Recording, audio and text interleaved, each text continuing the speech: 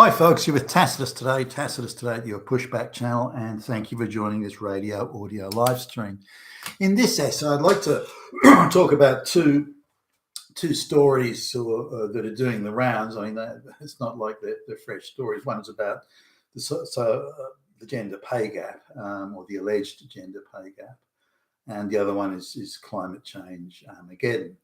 Now, I saw a Senate oversight committee involved from a while ago on the gender pay gap, and more recently I've looked at a few Senate committee reviews of the climate change bureaucracy now, and also looked at some very soft interviews of people from the Climate Change Agency. Anyway, let's just go through this. Now, there's the gender pay gap doesn't exist. This has been proven, I think, since 1969 and 1970. It's law that it has to be equal pay for the same job. Now, even that was, corrupted when they made those laws. For example, working in a warehouse, a woman only had to lift, for example, 12 pounds of weight, but a man could lift 20 pounds of weight. So, and this include any male 15 years old or over. So, but the pay was the same, even though the man had to do the heavier lifting. But nonetheless, it's been legal for a long time, 50 years plus, about that for the same job you have to do the same pay. So this idea of the gender pay gap is absurd, and provably so. But what the propagandists do is they'll compare a part-time receptionist with a company CEO that's a man, and say, well, look, there you go, look at that. That's the gender pay gap. And then the most horrible propaganda is put out by a globalist, very compliant media, saying that every year women make $20,000 less than a man.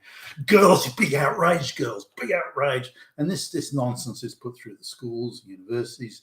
The gender studies department go into overdrive, pushing the propaganda. So, a lot of young women are coming out of high school and college. They're very angry about, the misogyny and the oppression of the patriarchy. And what proof do you have that the patriarchy? Well, look at the difference in pay. Women are being oppressed. They're being oppressed by fucking Nazis. Now, this propaganda has been doing the rounds for a long time. Certainly since I was a young man, there have been claims of this. So we're looking, 25, 30 years plus that this has been going on. And it's been a hoary propaganda chestnut. It's one that they can pull out of the fire every year or two, and go, look, you're oppressed. But these sort of things create anger and social division, but they're simply not true. Now, you could argue that women have different choices of, women prefer things like childcare and so on. A friend of ours, she was given an opportunity to move into a supervisory role that paid $15,000 more than she was getting, and she was $15,000 fine. She was happy with taking the money, but she didn't want the responsibility. She didn't want to have to account for her actions or account for her performance, and this is very much a girly thing. Girlies hate exams. They hate any impartial measurement. They want to have a close, intimate relationship with the person who's measuring them. And, I've had this in business, with, say, there's been a female head of department or I don't know, female sales representative or marketing manager or something like that. And, I'm like the VP or whatever. And I'm sitting, and you can tell how unhappy they are about being measured. And this is universal. I haven't met a woman yet in business who is happy to be measured impartially. She wants to know first that you like her, and you're going to go easy on her. You're going to go soft on her. You won't hold her to the same standard as the men. She wants all of those things, but is terrified of being impartially assessed. So And yeah, I said, well, Jane, and these are meetings that I've actually had. Well, Jane, look, the average on the salesman is $100 a week, and you're running at $70 a week and have been for a while. We've had numerous meetings and talks about this, and you can't sort of tell me, are you lacking in any of the tools needed to do the job, or we've gone out and made customer calls and and nothing seems to be changing. What do you think the problem is? And there'll be a terrified, sort of anguished look on the face of, oh, you're just saying that because you hate me. Now you can't fall for that and say, well, no, I don't hate you, Jane. Look, why don't we just put it to one side and we'll have another chat about this in 6 months' time? I say, no. Jane, we're talking about why you're only making 70% of the average. We're focusing on that. Now, that's what I need to, and you have to just keep on. Don't let them sidetrack you onto you hate me and you've always hated me, and or even comments sometimes you get, particularly when I was younger as a boss. You're just like my last boyfriend, and things like that. No. Let's focus on this. And so I found this to be a universal. Now there are some exceptions for sure, but I found it to be pretty much a universal attitude to being held accountable. Also, the outrage. There was a marketing director, I remember, for a junior VP of marketing or something. I was the EVP at this place, and she would always arrive late, and then would spend half an hour putting on her makeup and doing her hair, and then she'd goof off for some boozy lunch, and she's fucking hopeless. And if she'd applied herself and really gone into it, she probably could have done all right, actually. But she was too busy, being a socialite and basking in the glory of a prestigious job that paid quite well, which she felt she was entitled to because reasons that no one could sort of explain. But when I came in, I started holding her accountable. I said, no, you've got to arrive for work. No, I expect this and that done. No, that's not an excuse. You have to. And she would give me excuses like, I had to go to a really good party. That's why I left early. So no. You're here to do a job, and she was outraged by this. So women make different choices, and this lady I was referring to earlier, she turned down the supervisory job. Just didn't want the responsibility, didn't want to be the accountability that she thought might go with it. And she's white and straight, this woman. And so she turns it down, but is equally quite prone to complaining about that she wants more money and so on, yet turns down that opportunity to get it. So this idea of comparing the jobs that women select, comparing the jobs that men select, then there's a vast difference. Men tend to take the higher risk jobs, also the jobs with lots of overtime. I remember, we had a warehouse next to, adjoining like the office, and when it came to overtime work and so on, it was nearly always the men, with rare exception, it was the men that would do the overtime, not the women. And these were women that didn't have children. They were living at home with their folks. They could easily have done the overtime, but they chose not to. And that used to surprise me. Well, why not? You've got overtime on offer. Yet these same women will be clamoring for pay rises, and no, so much trouble making ends meet. And again, they're not married with children or something. They're just women, younger women who could easily have done the overtime.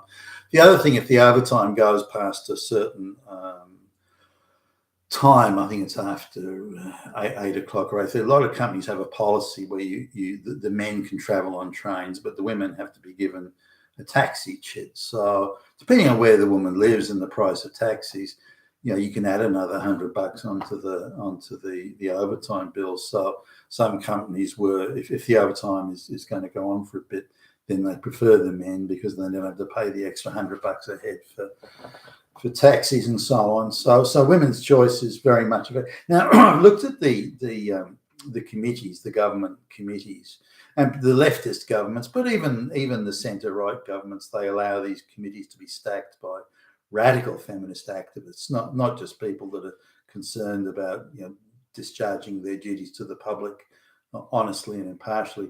No. These people are radical fucking activists. They're taken out of, were previously employed by radical NGOs. They're gender studies, lesbian academics, and they're people who are violently, hate white society, hate white men, hate families, they're filled with so much hate, and this drives them, and they're ideological doctrinaire fanatics. They're not people that are concerned about facts, accuracy, reality, or anything like that. So their job, as they perceive it, is to fight back against the fucking Nazi patriarchy, and they're prepared to tell any lie, push any untruth to do it. And the media, of course, amplify this and support it. And but anyway, I was watching the just a while where they were being questioned by an oversight, a parliamentary oversight committee, and as the camera pans across this thing of they're all lesbians except for one homosexual. You don't get that natural representation. And they all talk with that same, as if they were, their phraseology, they're talking, the cadence of their speech. It's like they're talking to primary school children and, 5-year-old children. And they've just got this way of talking. They avoid the question. So there was one member of the parliamentary committee that says, "Can you show me a case where any job, the same job, category where their pay is different? Just one case." And they obviously didn't like the question because it utterly disproved the propaganda they were pushing. But that's not the point, because it doesn't take into account the wider context of oppression and patriarchy and the patriarchy and so they waffled about this ideological silly waffle, which probably they could get away with or would get away with in the gender studies class. But this politician who's from a minority party, a centre-right minority, persisted. Just one example of people doing the same, men and women doing the same job but being paid differently anywhere. And they couldn't, that tellingly, they couldn't produce one single example and then but we did a study that showed, and okay, do you have that study here? No. I mean, the lies, the fobbing, the dissembling, the untruths. And they're clearly used to getting away with it because they seemed quite shocked when they were questioned or held to account. So can you show me that study, or can you quote that study? And they couldn't. Now, there were, in some aspects of the thing, they could quote the study, but this politician was reasonably well informed. Oh, you mean, well, that study was done by a radical lesbian or radical, he didn't say lesbian, the woman is a lesbian, a radical gender studies academic who's posted the following things online, which is all men are evil and the patriarchy, we have to burn it all down or destroy this and do that. And, is that the study? Is that person's study that you're relying on? Oh, well, yeah, the arms are folding and they're looking around. And that's just one. I didn't say we relied on that completely, or just as well. And so that now at one point they refused to answer the call. They passed around. Oh, that's not my Eric, so I'll pass you on to so and so. Then they just get another round of dissembling, and I don't know. Could you repeat that? All that sort of stuff. And then they pass it on to someone else. Oh, well, I'll have to come back to you on that because that study is, I don't have the information in that study with me. Well, why not, asks the politician. That was one of the headings of what we're going to discuss here. Why didn't you come prepared? Oh, well, we're really busy, and and then the chairman of the panel, or chairwoman of the panel, who's a far left activist, a politician, but on the far left, then jumps in and claims, "Oh, you're being violent to this woman. to the male question, you're being violent, you're oppressing her. And as chairwoman of this committee, I won't accept that violence. And you've got to say violence with a slight lisp. And so, I will curtail your time for questioning if you upset this angry lesbian again. And so there's a lot of, they run protection as well for if these women the propaganda women get into trouble, they run protection for them. So really, this politician questioning was able to really shoot holes in the whole thing. But it's, maybe he does know, this politician. But the point is, they're a radical, ideological, doctrinaire bunch of activists who are not there to prove facts or quote facts or prove anything. They come with an entrenched sort of belief system, and they're just there to push that. So they're quite happy to accept questions that conform with the belief system, but they're not prepared or even able, for that matter, to deal with factual questions, because as soon as you go on to facts, their whole argument falls to pieces.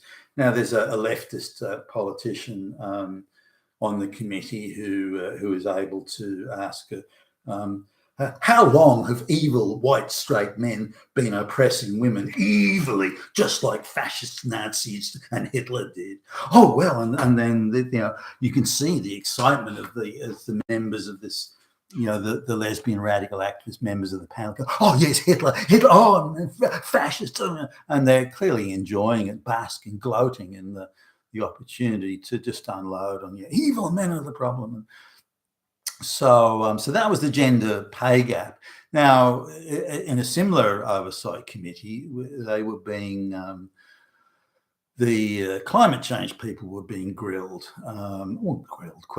asked questions. Now, the panel was heavily laden with leftist politicians. There's only one that you'd say would be a centrist party or a centrist politician, and he, again, evil stray white male, unfortunately, but he started asking questions of this. Now, this is a bureaucracy, paid for your tax dollars, and again, you're looking at a wall-to-wall lesbian activists, and you're not looking at impartial people. You're not looking at people that are there to deliver public service. They are there to deliver ideological propaganda. That is their sole purpose. They have no other purpose, and it's all on your taxpayer dollars, by the way.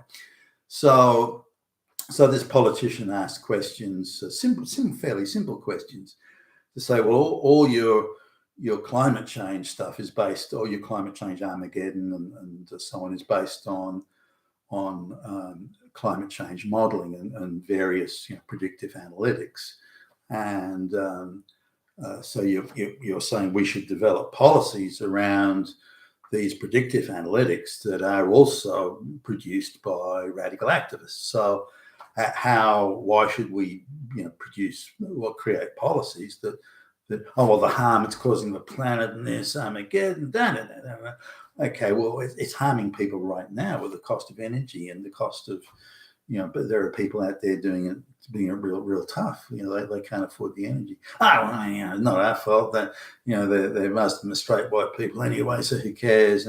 And it was it was outrageous to listen to these doctrinaire fanatics, pushing, unable to defend their position and going ideological. So the questioner again, stuck to facts, saying, well, can you show anywhere that the policies, as in the climate change remediation policies over the last 15, 20 years or from whenever, can you demonstrate how they have improved the climate? Now, people are paying 4 times, 5 times more for energy than they need to if we had a straight market-driven system. So why are people paying that extra, and what results or benefits is it producing?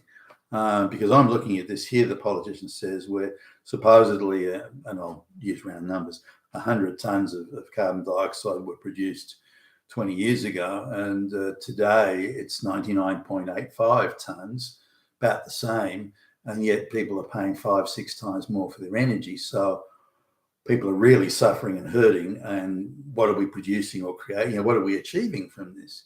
but based on your own numbers, we're achieving nothing. Oh, well, it's a start and we have a social responsibility and we have to show leadership. Why? Well, why do we have to show? What's this? We must show leadership. What's that? So they come out with all these assertions, dodgy statistics, futuristic modeling, also done by activists. Studies have shown. What studies? Can you show me those studies? Oh, I don't have the studies here. I don't know. Well, how can you refer to them if you don't have them here? And so again, the leftist politicians run interference and try and stop the questioning. But within really just half a dozen questions, this politician shot to pieces the whole climate change agenda, saying, upon what facts are you basing it? And they couldn't answer. They just couldn't. They could only point to the futuristic modelling, and they could only they could only make ideological assertions that had no basis in fact. But they could not state any facts to support it, which was extremely telling. But again, when you as the camera pans across the panel here, you've just got a bunch of radical feminist, mostly lesbian activists, and it wasn't when you get the names, you can sort of go and look them up, and they're from climate change NGOs and people that have been placard waving for 20 years, and no credentials in terms of that these people have really studied it intensively. They're meteorological geniuses or scientific whizzes or something. None of that. They're just a bunch of radical feminist, leftist, placard waving bullshit activists. That's all they are. But you look at the money some of these people are getting paid. There are people there being paid $350,000, $400,000, $500,000, $600,000, $800,000 a year to spread these lies and to spread this social division. Now, coming back to the spreading social division, this is part of the globalist sort of shtick, is to spread as much social division and animus between groups of people in society as they possibly can. They're using our tax dollars to do it, which is a bit disturbing, but it's something that this has consequences. That people don't trust each other. They hate each other. They think they have nothing in common. I look at those doctrinaire ideological fanatics that hate society, hate everything, but are quite happy to take cozy jobs and substantial salaries and sneer and condescend to the rest of us and lecture the rest of us, and quite prepared to tell any lie in pursuit of their ideology, and don't think there's anything wrong with it. That sort of thing, I've got a problem with them. They, in the meanwhile, probably think that folks like me are straight white evil, fascist, patriarchy, Nazis, and so society moves. Divides even more with the level of animus being ramped up by these sorts of things, and of course by the media. And what possible good can come from all this? You've been with Tassus today, your Pushback channel, and thank you for listening.